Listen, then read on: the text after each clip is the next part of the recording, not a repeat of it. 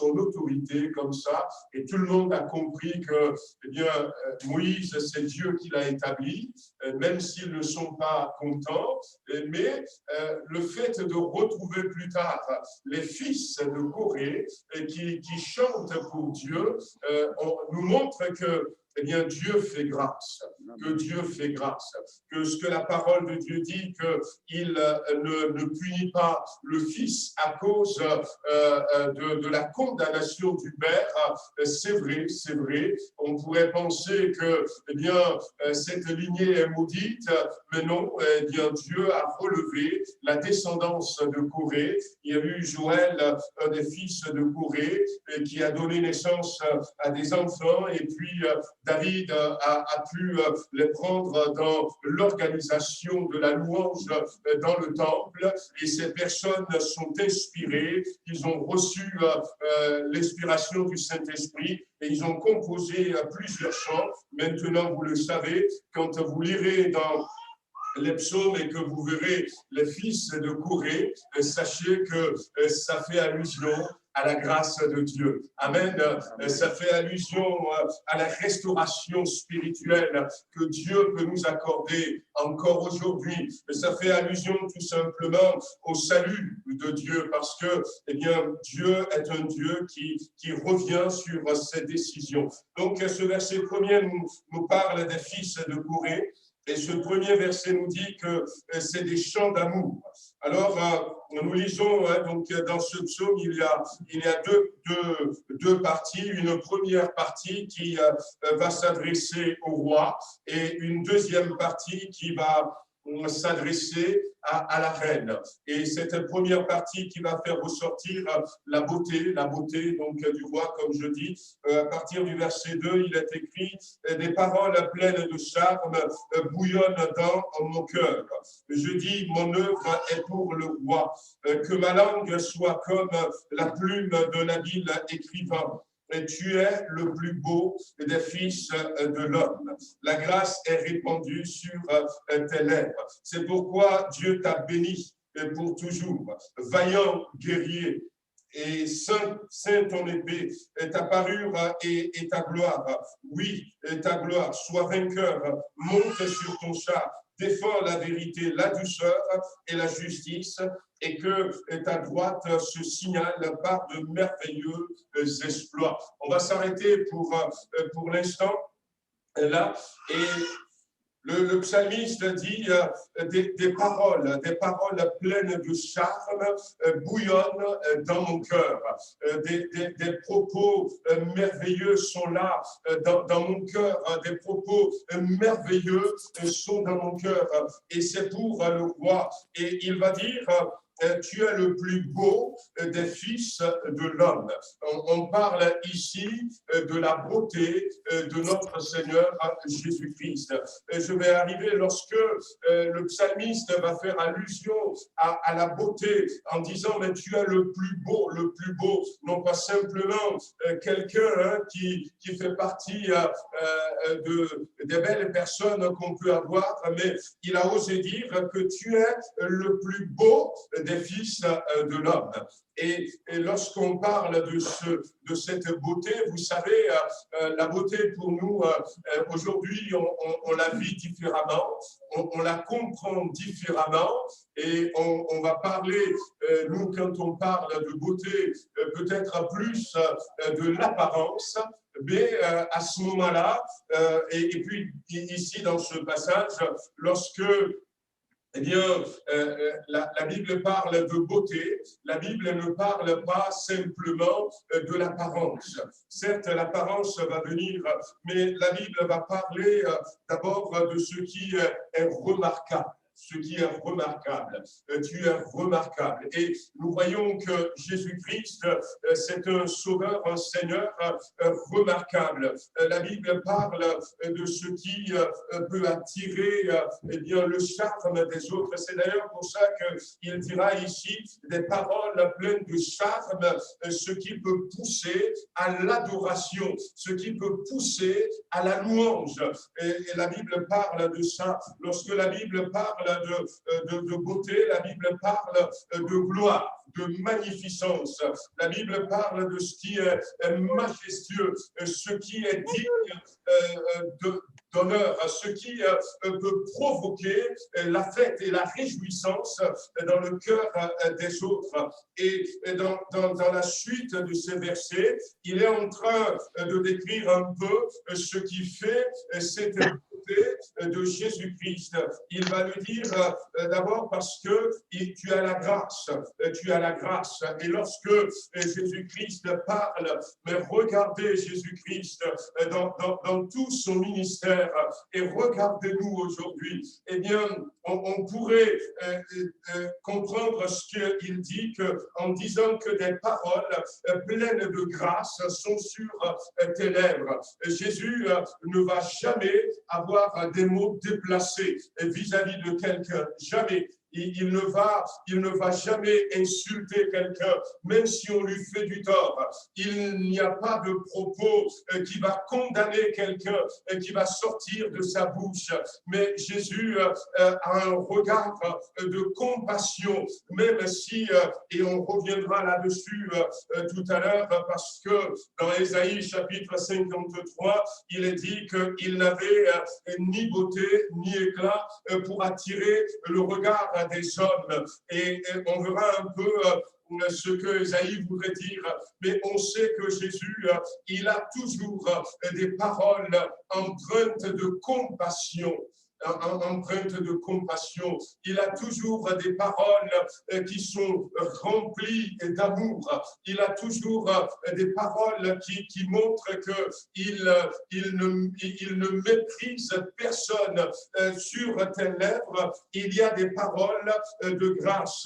Et quand tu parles, tu réponds la grâce. Lorsque Jésus-Christ parle, il enseigne la vérité, il enseigne la libération, il enseigne la délivrance. Lorsqu'il parle, il apporte la joie là où il y a la tristesse. Il apporte la paix là où on est troublé, on est bousculé à l'intérieur de soi-même. Il suffit simplement, et à tel point que des gens vont dire à Jésus plus d'une fois, dis seulement un mot, parce que un seul mot de Jésus-Christ apporte tellement de solutions. Il y a la grâce. Il y a la grâce sur tes lèvres. Ce qui fait sa beauté à notre Seigneur Jésus-Christ, c'est cette grâce. Et voyez-vous, ce matin, je disais que dans ce psaume, il y a une partie qui parle de la beauté du roi.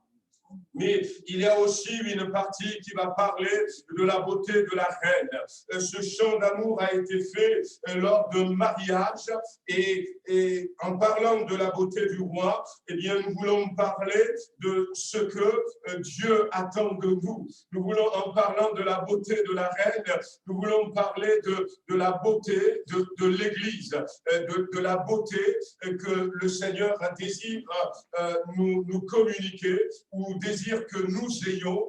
Sachons, frères et sœurs, que dans Éphésiens chapitre 5, l'apôtre Paul va dire que Christ veut présenter l'Église sans tache ni ride.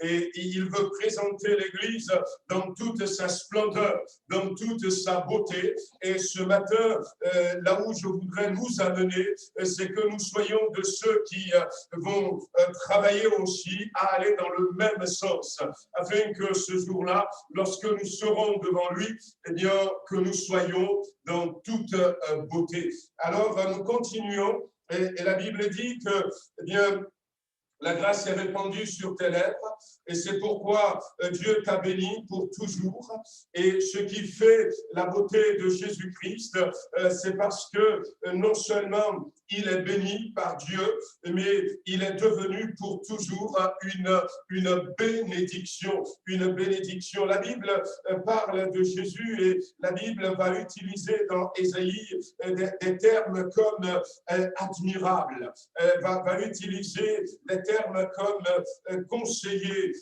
La Bible va utiliser des propos que nous connaissons en disant tu es le prince de la paix. Jésus, c'est quelqu'un qui est l'incarnation même de la bénédiction de Dieu. Lorsque Dieu s'adressait à Abraham en disant toutes les nations de la terre seront bénies en toi, eh bien cette parole va s'accomplir en Jésus-Christ. C'est au travers de lui que toutes les nations, il va être l'incarnation de la bénédiction. Et la parole dit que Dieu l'a placé là. Nous avions vu la dernière fois en parlant du nom de Jésus-Christ que c'est pourquoi aussi Dieu lui a donné le nom qui est au-dessus de tout nom et Dieu l'a placé au-dessus de toute bénédiction, mais une bénédiction pour toujours. Et le verset 4 nous dit, eh bien, vaillant guerrier, ceins ton épée, ta parure et ta gloire. Alors, Jésus, c'est le général. Amen. Amen. C'est le général. C'est un guerrier. Et c'est là où on va revenir sur ce que Ésaïe disait dans Ésaïe 53. Effectivement, lorsque Jésus-Christ était né, nous l'avions aussi signalé il y a quelque temps en arrière, les Juifs de son époque, ils pensaient à un guerrier, c'est vrai, à un libérateur, mais ils pensaient à un héros, ils pensaient à un soldat, ils pensaient à quelqu'un qui devrait savoir manier l'épée et la lance, peut-être le bourdin d'une manière remarquable, quelqu'un qui serait capable de repousser l'armée romaine pour leur apporter cette libération, cette délivrance. Ils pensaient à un guerrier comme le monde avait connu dans les personnes d'Alexandre le Grand, par exemple, ou encore ses conquérants. La Bible cite quelques noms en parlant des empires qui ont régné sur la terre. Mais Jésus, c'est un guerrier de tout un autre genre. Amen. Et c'est là où nous comprenons Ésaïe chapitre 53, il s'est élevé devant lui comme une faible plante, comme un rejeton qui sort d'une terre desséchée. Il n'avait pas la taille, il n'avait pas l'apparence que attendait le peuple. Et justement, dans ce verset, Ésaïe est en train de mettre en garde ces religieux qui doivent s'attendre à un héros, à un guerrier, comme je dis, en disant non, il ne viendrait pas comme cela. Et ce mot, il n'avait ni beauté, qui a été utilisé ici, faisait justement allusion à cette apparence. Il n'avait pas cette apparence.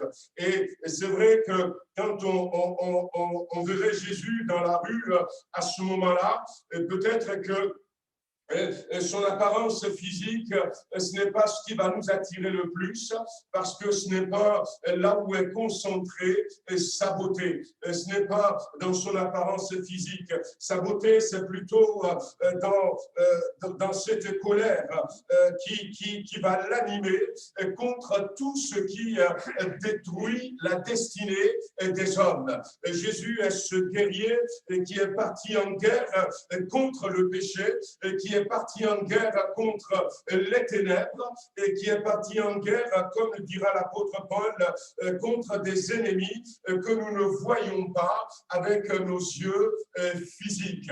Et nous n'avons pas à lutter contre la chair et le sang. Et Jésus, c'est ce guerrier qui est parti en guerre contre ces choses. C'est celui qui est capable, comme nous l'avions dit la dernière fois, alors qu'il y a une tempête et que les disciples étaient là dans cette barque et que l'eau rentrait dans la barque et qu'à un moment donné, il y a une menace de mort qui planait sur ses disciples. C'est ce guerrier qui va se lever et qui va confronter ceux qui cherchaient à détruire ses disciples, ceux qui cherchaient à ce moment-là à détruire ses enfants et à leur garantir le salut. Amen. Jésus, c'est ce guerrier vaillant. Son épée, c'était sa parole. Amen. Sa parure, c'était cette autorité que le Père lui a donnée. Et la gloire, la gloire. Lorsque, comme je disais tout à l'heure, la Bible parle de beauté, la Bible parle de gloire, la Bible parle de ce qui est glorieux, La Bible parle de ce qui est majestueux. La Bible parle de ce qui est magnifique.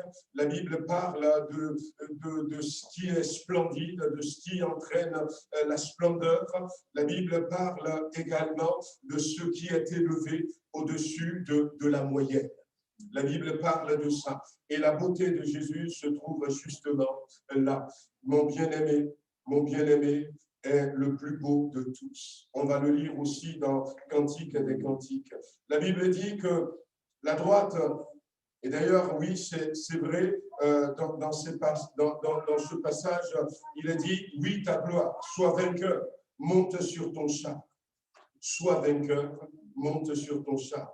Défends la vérité, défends la douceur et défends la justice. Et que ta droite se signale par de merveilleux exploits.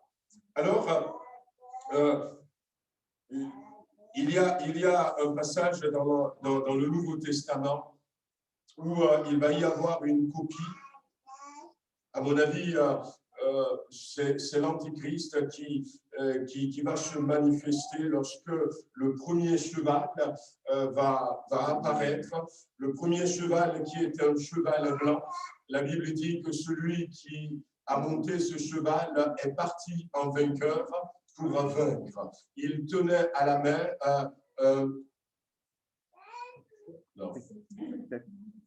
un arc. Voilà. Tenait à la main un arc. Il est parti en vainqueur pour vaincre. Et c'est une copie, à mon avis, personnelle de Jésus-Christ. C'est la venue de l'Antichrist. Pourquoi? Parce que, eh bien, le cheval blanc, et celui qui est monté dessus, le cheval blanc nous fait parler peut-être de quelque chose qui pourrait se présenter comme pur. Et le fait est que ce cheval blanc, celui qui est monté sur lui est parti en vainqueur. C'est-à-dire que quand il va, et c'est pas ce que je voulais dire ce matin, c'est juste la parenthèse. Il est parti en vainqueur. Pourquoi? Parce que quand l'Antichrist va se manifester, eh bien, il ne va pas se manifester dans un premier temps pour convaincre le monde, pour soumettre le monde.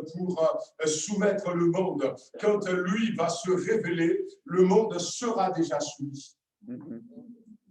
Il est parti en vainqueur. Il est parti en vainqueur et pour vaincre. Le monde sera déjà soumis. Le monde sera soumis par des choses qui sont déjà mises en place et des choses qui se mettent en place. Et c'est pour ça qu'il a un arc, mais il n'a pas de flèche, parce que, eh bien, il ne va pas combattre, mais il aura la force militaire qui sera de son côté. Il aura toute la puissance militaire qui sera pour lui, avec lui. Il est parti pour vaincre, mais les tribulations vont aller petit à petit, mais vont s'accentuer surtout lorsque, eh bien, l'Église va partir. Lorsque l'Église va partir et qu'on va demander aux gens de prendre obligatoirement la marque de la bête. Et on en avait parlé la dernière fois, je ne veux pas revenir dessus. Voilà le nom de la bête, la marque de la bête et le chiffre de son nom. Il y a trois choses et on en avait parlé. Mais le vrai vainqueur, c'est Jésus-Christ. Amen. C'est Jésus-Christ. Sois vainqueur, sois vainqueur. Ce qui fait la beauté de Jésus-Christ, c'est qu'il ne peut pas perdre. Il ne peut pas perdre. Jésus ne peut pas perdre. Il n'a jamais perdu. Et il ne perdra jamais. La Bible dit que cette parole était sortie, sois vainqueur, sois vainqueur. Et c'est la même phrase que Jésus a prononcée sur notre vie. Sur notre vie. Je vous rappelle que nous sommes appelés à être non seulement des vainqueurs, mais des plus que vainqueurs. Sois vainqueur. Jésus n'a jamais perdu. Il ne pourra jamais perdre. Et ce dont nous avons besoin, c'est simplement la persévérance. C'est la persévérance. continuez à prier, continuez à s'attacher à lui, continuez à proclamer sa parole, à proclamer son nom, jusqu'à ce que l'ennemi capitule. Amen. L'ennemi capitule. Je connais quelqu'un qui disait dans son témoignage que c'est une dame qui priait pour la conversion de son époux. Et malgré que son comportement, son caractère allait toujours dans le sens contraire, cette personne a persévéré, a persévéré, a persévéré. Le temps a passé, 10 ans est passé, 15 ans est passé. Et puis, au final, elle disait, au bout de 25 ans, eh bien, finalement, on nous avait raconté l'histoire de cette dame qui était dans une de nos églises. Et puis, elle venait. Elle était toute jeune, elle venait à l'église. Mais elle ne s'était jamais donnée au Seigneur. Et le pasteur a prié chaque fois pour elle. Le pasteur est parti, un autre est venu. Le temps a passé, mais elle était là. Elle était là, à l'église. Et puis, elle a fait plus de 20 ans, elle est maintenant même devenue une mamie. Et un jour, il y a un de nos pasteurs qui, lui, a des termes plutôt techniques. C'est un enseignant de l'école biblique qui était passé et il avait prêché. Et bon, il avait prêché avec ses termes. Et des fois, ça arrive qu'on prêche et que tout le monde ne comprend pas ce qu'on dit. Et là, le pasteur nous dit que la mamie, elle a tout. Ah ben c'est donc que ça. Ah ben si c'est ça, il faut que je donne ma vie à Jésus. Après des années. Et le pasteur a dit, merci Seigneur, parce que enfin, tu l'as compris. Et elle a donné son cœur à Jésus. Et dans les semaines qui ont suivi, elle s'était fait baptiser. Et elle a amené quasiment chaque mois, elle amenait une personne nouvelle à l'église. Elle a tout compris.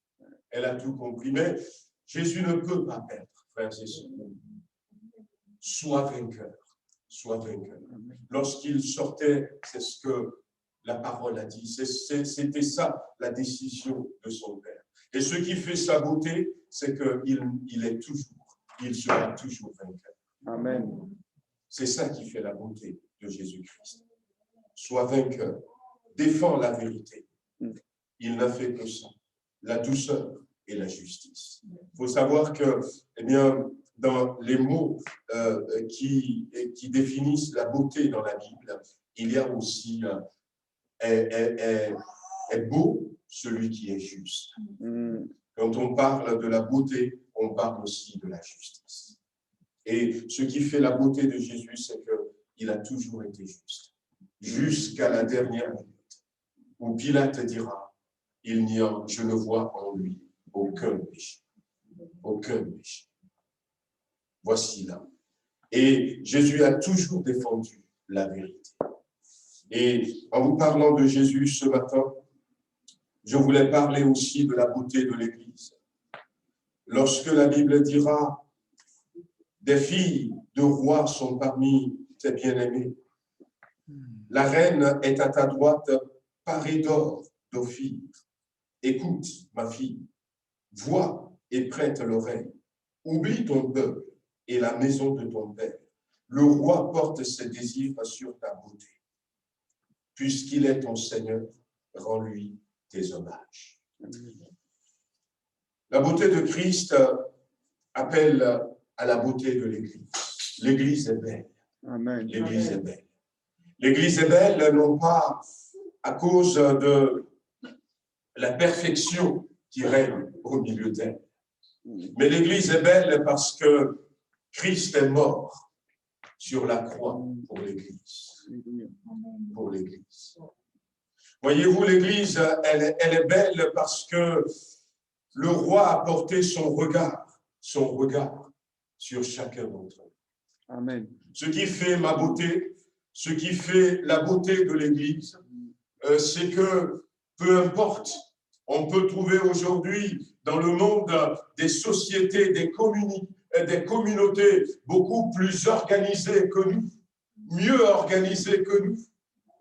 Mais ce qui fait notre beauté, c'est que c'est ici que Dieu porte son regard. Amen. C'est que c'est là, au milieu de nous, que Dieu siège. Alléluia. C'est quand il quitte son trône, eh bien, il ne va pas dans des sociétés, des communautés bien organisées où tout est d'équerre, mais il vient s'asseoir là au milieu de nous. Amen. J'avais raconté ce témoignage où j'avais vu dans ce rêve plusieurs personnes. Et ce qui fait la particularité de ces hommes que j'avais vus, ce ne sont pas les plus beaux du monde, ce n'étaient pas les plus puissants, ce n'étaient pas les plus riches, mais ce sont des personnes de différentes nationalités, ce sont des personnes simples. Pourquoi? Parce que j'ai reconnu dans ce groupe de personnes quelqu'un que nous connaissons très bien. Et quelqu'un qui n'a rien d'extraordinaire, qui n'a même pas été à l'école, et qui a été abusé à plusieurs reprises, qui n'a pas une beauté qui attire les regards. Mais elle était là, cette personne, dans ce groupe, et je voyais le Seigneur qui marchait avec ces gens-là. Qui marchait avec ces gens-là. Et puis à un moment donné même, il y en avait une qui avait des soucis et le Seigneur va prendre cette personne dans ses bras. Ce qui fait la beauté de cette personne, quand je l'avais revue, c'est que je me disais peut-être en ce moment même, tu es serré contre le cœur du Seigneur. C'est ça qui fait la beauté. La place que nous avons aux yeux de Dieu. Amen. Le privilège que nous avons aux yeux de Dieu. Oui, Dieu est là. Alléluia. Il nous fait cet honneur en disant, là où 2 ou 3 sont assemblés en mon nom, je suis là au milieu d'eux. Au milieu d'eux. Jésus avait accepté de naître dans une étable. Il avait accepté de naître dans la maison d'un charpentier et de travailler avec Joseph.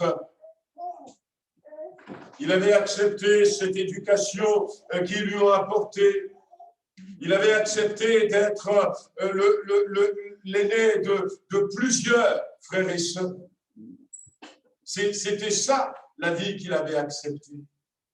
Et comprenez dans quelle famille Jésus a été élevé lorsque, à un moment donné, même les gens de sa maison disaient aux autres, ne l'écoutez pas, parce qu'il est insensé, ou encore il est fou, ou pour parler poliment, il ne sait pas ce qu'il raconte. Il a grandi dans cette atmosphère. Des gens qui contestaient son autorité, qui contestaient son ministère. Des gens qui peut-être l'agressaient. Les gens qui, malgré qu'il soit l'aîné, peut-être, qui à un moment donné peuvent se corréler avec lui, le disputer. Il a grandi dans cette atmosphère. Pourquoi est-ce qu'il a choisi cela? Parce qu'il veut vivre au milieu d'eux. Amen. Des fois, on pense qu'il n'est pas là parce que tout n'est pas parfait. Parce que des fois, on pense qu'il n'est pas là parce que, nous ne nous sommes pas encore débarrassés de tout péché. Je ne dis pas de garder ces choses. Nous devons, comme il est dit ici, le roi porte ses désirs sur ta beauté. Et nous devons préserver cette beauté. Préserver cette beauté, préserver le fait que le roi porte son attention sur nous. Préserver le fait que le roi est présent au milieu de nous. Préserver le fait que le roi nous veut sans tache ni ride. Et on nous parle ici de l'or. L'or qui nous parle de la divinité. On nous parle encore dans ce verset de la consécration. Il a dit, oublie ton peuple, oublie la maison de ton père. On nous parle de l'attention que nous devons avoir vis-à-vis de notre Seigneur. Certes, nous avons besoin de continuer à travailler notre marche chrétienne. Nous avons besoin de nous rapprocher de Jésus-Christ. Nous avons besoin de reconnaître que la beauté dont il est question, la Bible dit que l'Église, la maison de Dieu, doit être la colonne et l'appui de la vérité. Sa beauté, c'est qu'il défend la vérité. Et ce qu'il attend de nous, c'est que nous marchions dans la vérité. Amen. Mais il est là, présent au milieu de nous. Alléluia. Voyez-vous, frères et sœurs, relisez ce passage. La Bible dit que, puisqu'il est ton Seigneur, rends-lui tes hommages. Rends-lui tes hommages. Et c'est tout ce que nous cherchons à faire les dimanches matins au travers de la louange et de l'adoration. Je vous l'ai déjà dit, j'arrive à louer, à adorer Dieu parce que quand on me dit c'est le temps de louange et c'est le temps de l'adoration, je porte mes regards sur lui. Amen. Je porte mes regards sur lui. Et quand nous chantons ces cantiques, quand nous parlons de sa splendeur, de sa gloire, je visualise ces choses. Je ne regarde pas les choses de la terre. Je sais que c'est son moment et je visualise sa beauté, je visualise sa majesté, sa splendeur. Je me trouve transporté devant le trône de la grâce. Je veux le lui dire, et peu importe que je connais parfaitement les louanges, les chants qui sont faits ou pas, mes regards sont attirés vers lui et j'arrive à le louer, j'arrive à l'adorer. Je regarde qui j'étais avant de le connaître. Je regarde le fait que malgré mon apparence, malgré peut-être ma misère, malgré ma pauvreté, malgré comme j'étais avant, il avait porté son regard sur moi. Alléluia. Et grâce à lui, je suis là où je suis en ce moment. Je regarde ces choses et je m'adresse à lui. Rends-lui hommage. Rends-lui hommage. L'Église est appelée à adorer Dieu, à l'élever. C'est le prince charmant, c'est le bien-aimé. C'est celui qui nous a aimés. Et Jésus revient comme un époux, comme un fiancé, chercher sa fiancée. Et montrons-lui déjà que nous sommes dans l'attente de partir avec lui. Amen. Que nous l'aimons tellement que nous voulons passer le reste de notre vie avec lui. La Bible dit dans ces quelques paroles, rends-lui hommage, avec des présents. Avec des présents. Et les présents que la Bible nous demande, c'est ce que nous voyons aussi dans Romains chapitre 12. Offrez votre corps comme un sacrifice vivant, ce qui sera de votre part un culte agréable à Dieu. Amen. À Dieu. Voyez-vous, hier encore, je regardais une vidéo où une histoire d'amour entre un jeune garçon et une jeune fille, où le jeune garçon profitait de la jeune fille et même va aller jusqu'à lever sa main sur lui. Et cette fille, elle a sa copine, son amie, qui lui dit « Mais quitte-le !» Mais non, elle ne veut pas. Elle ne veut pas. Et combien cette vidéo se concrétise dans la vie d'aujourd'hui. Elle ne veut pas parce qu'elle l'aime. Elle l'aime. Et l'autre lui dit, mais moi je ne pense pas que lui, il t'aime en retour. Il ne fait que profiter de toi.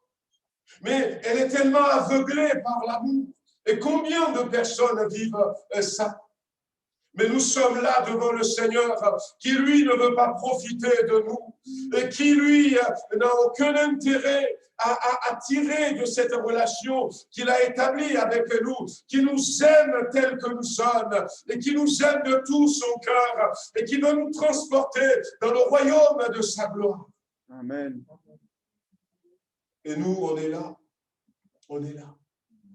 Et des fois, on lui dit, eh bien, parce que tu as laissé ce drame m'arriver, je te tourne le dos.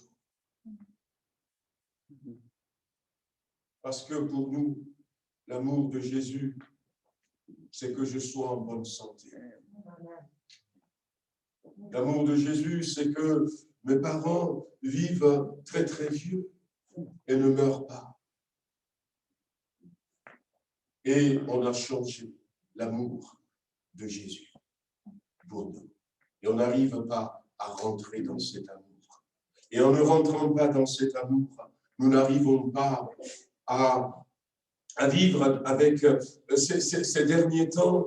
Eh bien, moi je vis une anticipation dans mon cœur que je cherche à communiquer à ma famille. J'étais je suis dans comment l'appelle-t-on, j'ai le mot en anglais, je l'ai fait en français. Des fois, ça m'arrive de penser en anglais. Mais qu'est-ce que vous voulez? Ouais, je ne l'ai pas. Mais il m'arrive, et puis après, on le dit, jusqu'à ce que, eh bien, il y a quelques jours, je me disais, je devais changer le répondeur de mon téléphone portable. Et je pensais en disant, mais, eh bien, si vous êtes tombé sur mon répondeur, c'est que nous sommes partis avec Jésus. Je suis dans l'anticipation. Je l'aime, mon Jésus. Et je sais qu'il revient bientôt. Et je bouscule mes bien-aimés à la maison. Je dis, mais on va prier encore pour un tel, parce qu'il n'est pas encore sauvé. Je vis ça dans mon cœur. Et dans mes prières, je n'arrive pas. Et chaque fois, en disant, Père, qu'est-ce que ce sera beau quand je te verrai face à face. J'ai envie de le voir. Parce que je l'aime. Je l'aime. Oh, c'est vrai, j'ai des problèmes avec mes yeux. Ça m'était tombé comme ça un jour, alors que j'étais en classe, assis derrière. Et ça m'a fait mal. Mais je ne vais pas lui dire, eh bien, toi tu m'as dit que tu aimes et tu laisses ça m'arriver. Non. Je sais qu'il m'aime pour autre chose. Et moi, je l'aime. Et je veux passer mon éternité avec elle. Alléluia, amen, Seigneur. Je me lève des jours et puis je me dis à moi-même, Lolo, est-ce que tu es prêt? Peut-être que c'est aujourd'hui. Je suis dans l'anticipation. Et que le Seigneur nous aide à comprendre que la beauté de notre Seigneur se trouve ailleurs. Sa beauté se trouve dans ce sacrifice qu'il a fait à la croix pour nous. Alléluia, amen. Accepter d'aller jusque-là. Et lorsque nous parvenons à réaliser que c'est pour nous, c'est pour moi qu'il l'a fait. C'est pour moi qu'il l'a fait. C'est vrai que Dieu a tant aimé le monde, mais quand nous parvenons à réaliser, un homme qui m'aime à tel point qu'il est mort à la croix pour moi, où je me vois tout seul dans le monde, tout seul devant cette croix. Je vois ses bras étendus et j'entends ses paroles. C'est pour toi que je l'ai fait. C'est pour toi que je l'ai fait. Oh, que le Seigneur puisse nous aider, afin que chaque personne d'entre nous vive cette expérience. Amen. C'est le plus important, bien-aimé. C'est le plus important. Il nous aime jusqu'à ce point. Toute resplendissante est la fille du roi. Dans l'intérieur du palais, elle porte un vêtement tissu d'or. Elle est présentée au roi, vêtue de ses habits brodés. Et vous savez, je vais terminer là. Le vêtement que nous devons porter le vêtement de l'homme nouveau, de la femme nouvelle, le vêtement du salut. Eh bien, relisez tout ce passage. Relisez tout ce passage, faites la parallèle avec le livre d'Esther. Le roi a besoin d'une reine. Et on va prendre d'abord les jeunes filles les plus belles. Mais on va les garder pendant 6 mois, pendant un temps. Le 6, c'est le chiffre de l'homme. Et on va leur donner de l'huile précieuse, ils vont frotter leur corps, on va leur donner des vêtements parce qu'on ne peut pas se présenter devant le roi n'importe comment. Et tout ça, ça parle de l'Église. Cet homme qui gardait ces jeunes filles belles, c'est le Saint-Esprit, le symbole du Saint-Esprit, et qui est là pour nous communiquer tout ce dont nous avons besoin pour nous parer. Et ce jour-là, je le crois de tout mon cœur. Le monde n'aura jamais rien vu de pareil. L'Église dans toute sa beauté, dans toute sa splendeur. Mais le Seigneur nous appelle encore ce matin à être ceux et celles qui sont dignes de sa beauté. Amen. Dignes de l'amour qu'il nous porte. Alléluia. Amen. Amen. On va prier. On va prier, on va remercier le Seigneur. Seigneur notre Dieu, nous voulons te remettre nos vies encore ce matin. Nous voulons te les remettre véritablement parce que tu nous as aimés et tu nous aimes. Amen. Parce que tu t'es donné pour nous. Lorsque nous devenons chrétiens et chrétiennes, nous disons souvent, j'ai donné ma vie à Jésus. Mais malheureusement, des fois, ce ne sont que des mots. Et ce matin, nous voulons réellement donner notre vie à Jésus-Christ. Amen. Donne-nous d'être cette Église qui s'est donnée, Donne-nous de le vivre véritablement. Que quelqu'un va nous poser la question, comment va ta vie? Que nous puissions lui dire, j'ai donné ma vie à Jésus-Christ. Amen. Ma vie est entre les mains de Jésus-Christ. Et parce que nous n'arrivons pas à vivre cette réalité, à te donner véritablement notre vie, nous gardons notre vie pour nous-mêmes et nous nous sentons blessés. Nous avons de l'amertume, nous avons de la colère et des fois nous nous sentons frustrés, nous avons de la déprime, de la dépression et des fois, Seigneur, nous nous sentons vaincus par des situations compliquées, complexes, par la maladie, parce que nous gardons nos vies. Mais ce matin, Seigneur, apprends-nous à donner véritablement notre vie. Amen, amen. Afin que cette réalité ne soit pas simplement des paroles que nous prononçons, mais que ce soit ce qui est conforme à notre vie Alléluia, de chrétien, amen. Et que, Seigneur, nous puissions rentrer dans cette dimension de beauté. Merci, Seigneur, pour ce matin. Donne-nous de réaliser que l'Église est belle, que nous sommes beaux, qui que nous soyons. Ce qui fait notre beauté, c'est que toi, tu as porté ton regard sur nous. C'est que tu es allé à la croix, jusqu'à la croix, pour nous racheter. Et donne-nous, Seigneur, sans s'enorgueillir, d'être fiers et d'être dignes de cette beauté. Merci, Seigneur. Amen. Bénis chacun d'entre nous. Donne-nous de veiller sur ces robes, sur ces vêtements, Seigneur, tissés d'or, tissés, Seigneur, de bonnes œuvres, tissés de ces sentiments qui sont en Christ, le vêtement de l'homme, de la femme, qui est né de nouveau. Seigneur, donne-nous de veiller sur ça. Et donne-nous, mets dans notre cœur cette anticipation de la princesse qui s'apprête Alléluia, Amen. Merci encore, dans le beau et précieux nom de Jésus. Amen. Amen, gloire à Dieu. Gloire à toi, Seigneur. Voilà, on va s'arrêter là, que le Seigneur nous bénisse. Donc, dimanche prochain, donc pas d'assemblée générale. Voilà, on se retrouve ici comme